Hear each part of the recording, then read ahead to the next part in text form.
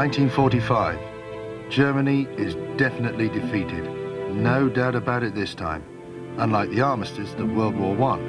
Then, German cities were still standing. Factories were making things. This time, it was hard to find one brick on top of another. And the only things that were being manufactured were rust and dust. And to rub in the fact that the Germans were out for the count, the Allied armies were occupying the place. Virtually anyone in a position of authority above doorman was labelled a Nazi, whether they were or not, and was therefore unfit, corrupt or criminal, and either had to be punished or purged. That meant a lot of denazification in order to fill millions of vacant government jobs. Ah, so, they want to make us more polite. Wait till I tell Adolf. This will ruffle his mustache. Now send him a postcard, Argentina, South America. Hi, squareheads. Afternoon, assholes. Germans rebuilt their manners. Denazification was the in thing. I see from your report you're not as arrogant as you used to be. Jawohl, Herr Offizier. Yeah, well, you better drop the Nazi bit. I hope to change. You better had. You want to run this country. I will change. Yeah. All right, now, we'll get out. Ja. And stay out. Herrgottsod.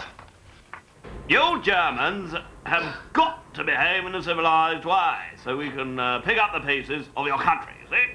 We can teach you because we're civilized. We're English. I mean, we can't stay here forever molly-coddling you as much as we'd like to. Off you go. Speaking as a German, I'm fed up with all this patronizing. Why can't they leave us alone? Adolf had his failings, but at least he made the trains run on time. We know how to organize. I think there's that. Cheers. What do they know? I mean, look at the Russians. They're just this organized rabble. Do you understand what I'm saying? Yeah. Give us the rabble, and we can rebuild. Yes, they rebuild.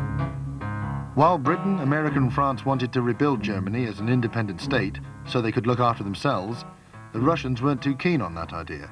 Having lost 20 million people during the war, they were determined to make the Germans cough up for all the trouble they'd caused. So while the Western Allies were pumping in aid on one side, the Russians were busy siphoning it out on the other side in reparations. They dismantled every piece of industrial machinery that moved and shipped it back to Russia, not giving much thought about what they might replace it with. They weren't too worried about denazification either. The Red Army had their own ready-made ideology, communism, and all they had to do was replace the swastika with the hammer and sickle, and Ivan was your uncle. Members of the Gestapo who weren't shot for war crimes were converted pretty smartish into the KGB. Is it true that you Russians aren't bothered about rebuilding Germany? Why should we? We have East Germany now. We have everything we want. We're happy. But it was getting a touch expensive. It was time to get the Germans to help themselves. I hear the Allies want to restructure our economy. About time they could start by reforming the currency. That might work. Maybe we could start a brick business. The Allied financial think tank had the answer: stabilize the currency. The Reichsmark was abolished and the new Deutschmark introduced at the rate of 17.5 Deutschmarks to the pound. Overnight, the black market stopped and all previously hoarded goods appeared in the shops. Well, that was a very good start. Now, what about getting the Germans to set up an independent bank? Put your votes in the box, if you would. I think it's a good idea. Is it a good idea? Well, don't look at me, I don't know. I mean, an independent bank. That means the government won't be able to tell it what to do. That's very sensible. No state interference. If it's so sensible, why don't we do the same thing? Got me there, old boy. Right, let's have a look in the old drawer, then. Key. Oh, there's no little raisins in the no drawer. Plenty in the yes drawer. Well, that means it looks like yes, then. Is that good? Are we all happy? Absolutely. Hilarious, old boy. Marvellous. Where's the brandy? The independent Bundesbank gave the Germans a great advantage. It stopped political parties from getting their grubby hands on financial policy. Unlike in Britain, the German government can't tell the central bank to reduce its rate or to manufacture a boom just before an election.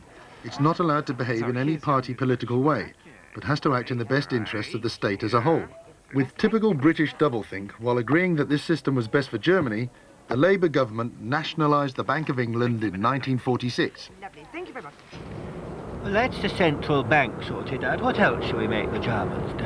I think we should give them a constitution.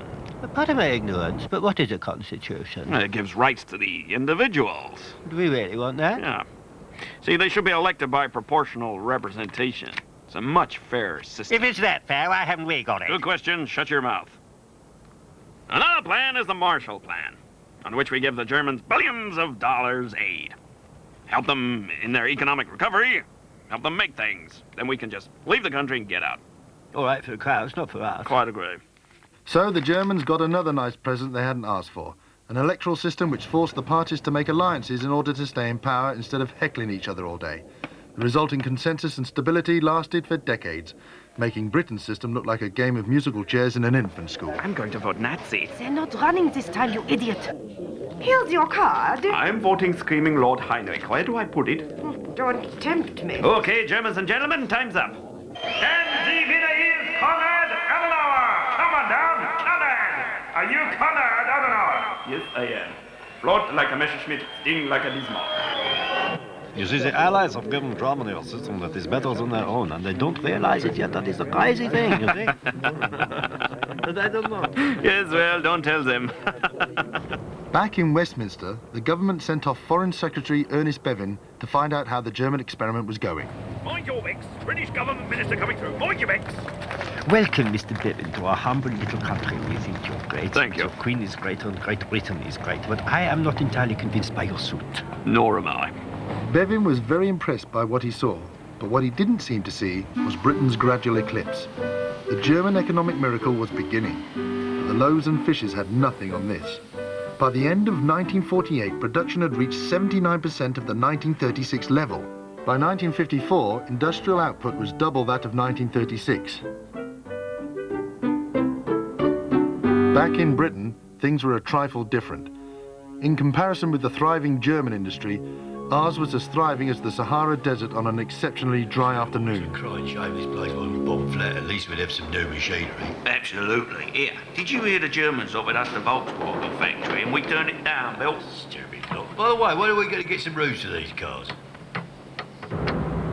For ordinary people in Britain, it seemed a bit rich to be giving millions of pounds in aid to the former enemy, while they queued up for half a pound of lard.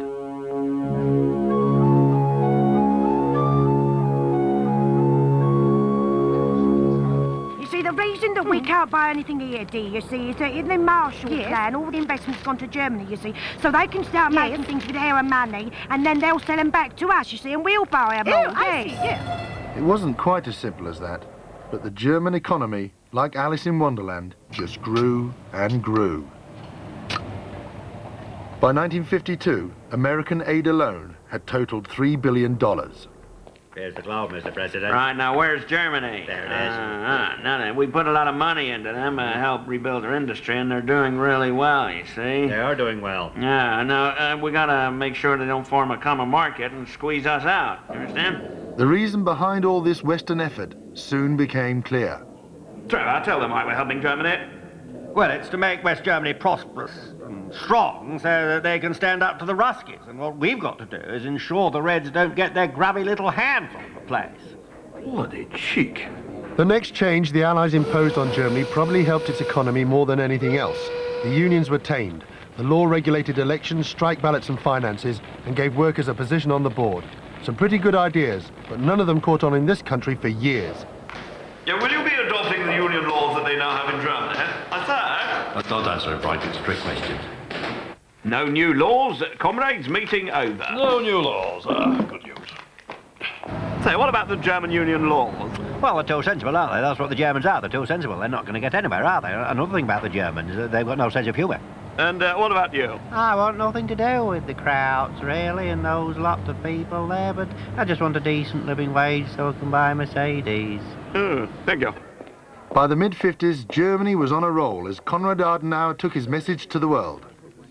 Well done, my son. It is an economic miracle. Well done. I'm going to meet the guy with the big schnoz. You watch. Oh, you nearly stuck your nose in my ear. We work hard. That's why we're successful, you see? Of course. This way, stupid. You didn't hear that. He's German. I saw. Economic miracle, like us.